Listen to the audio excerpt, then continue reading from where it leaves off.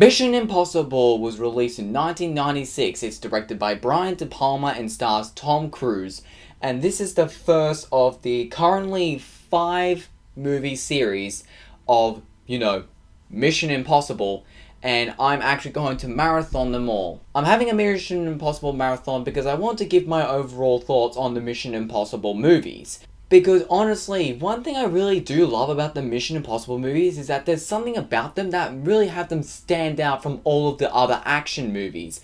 All the other action movies like Terminator and all these other ones are really always about trying not to get killed or something like that. The overall style of all of these movies just have them feel like they stand out, and that's mainly a lot of the stunts that Tom Cruise does, as well as the overall structure of each movie.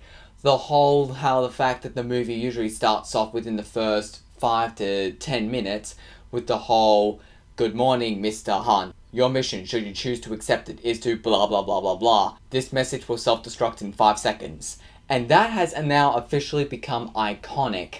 And I really think it's really cool the fact that this movie has a very unique structure, in my opinion. The idea that the main character just has to do something that seems relatively simple, but is in actuality extremely hard.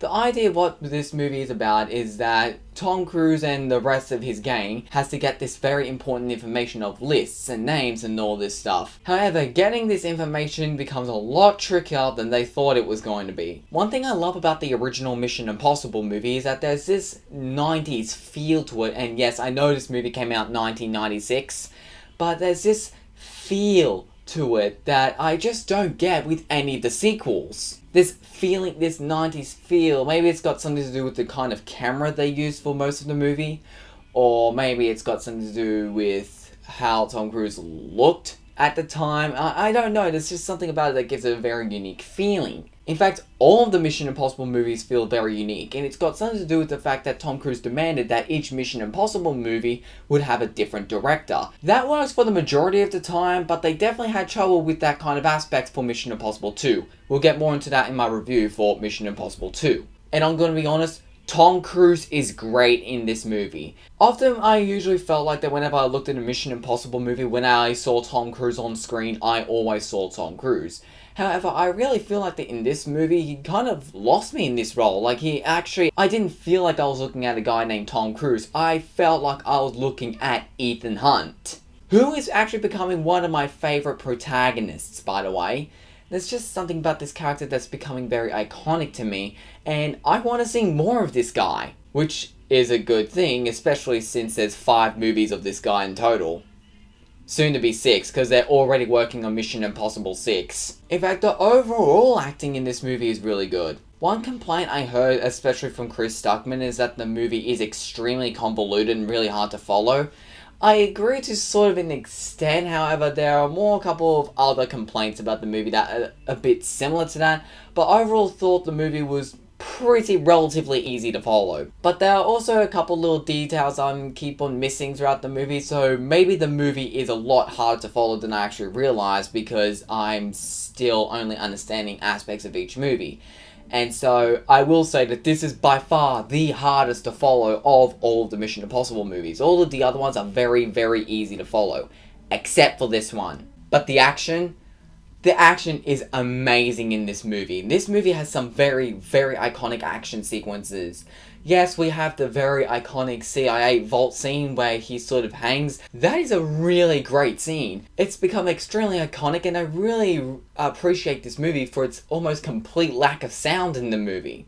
It comes for a very intense scene. But honestly, my favorite scene in the movie, and my second favorite action scene in the entire series, is the bullet train scene in the movie's climax.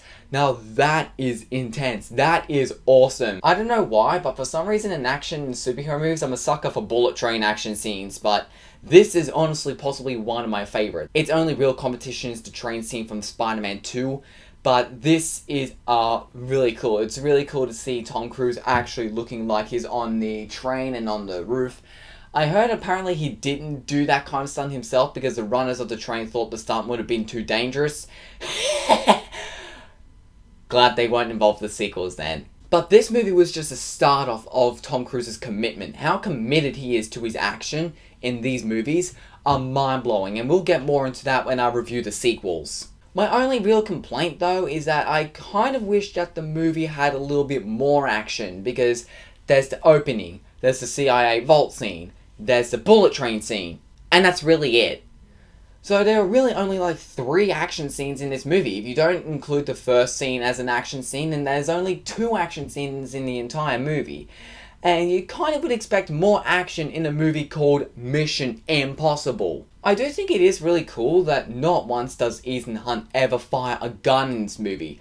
Yeah, the next time you watch this movie, in the first Mission Impossible movie, yeah, there are scenes where he's holding a gun, and there's a point where somebody fires a gun at him, but the movie never actually uses a proper gunfight. There are quite a few scenes where Ethan Hunt is holding onto a gun, but there's never a single moment where Ethan pulls the trigger.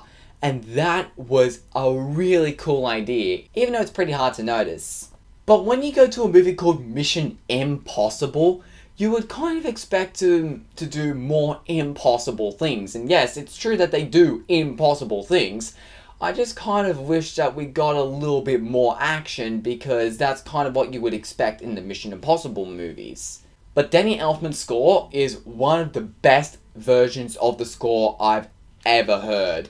Now, I don't know if it's the best, I really can't pick out a favourite version of the score, but I think possibly my favourite version of the score is quite possibly the Danny Elfman cover that is used during the bullet train sequence, when Ethan Hunt is climbing the helicopter in the tunnel that's attached to the train, and he uses the violin, the boom, boom, boom, boom, boom, boom, boom, boom, boom. Ugh! I just love that score. It is a fantastic score. One of my favourite scores of all time, in fact, actually. As far as complaints go, I do think that the action should have been more frequent, especially since it's a movie called Mission Impossible.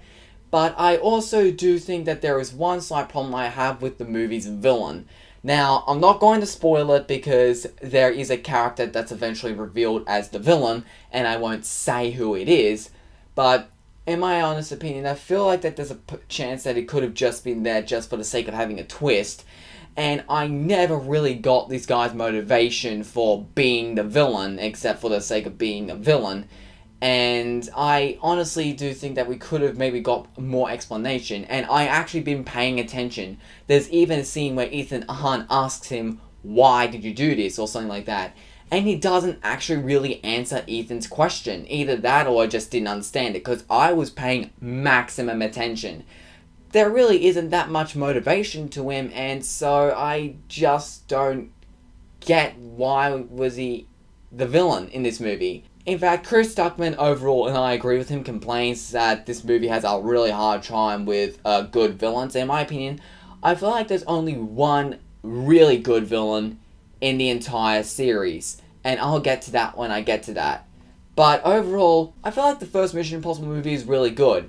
I don't think it's the best one in my opinion, but I don't think it's the worst. I think we all know which one is worst.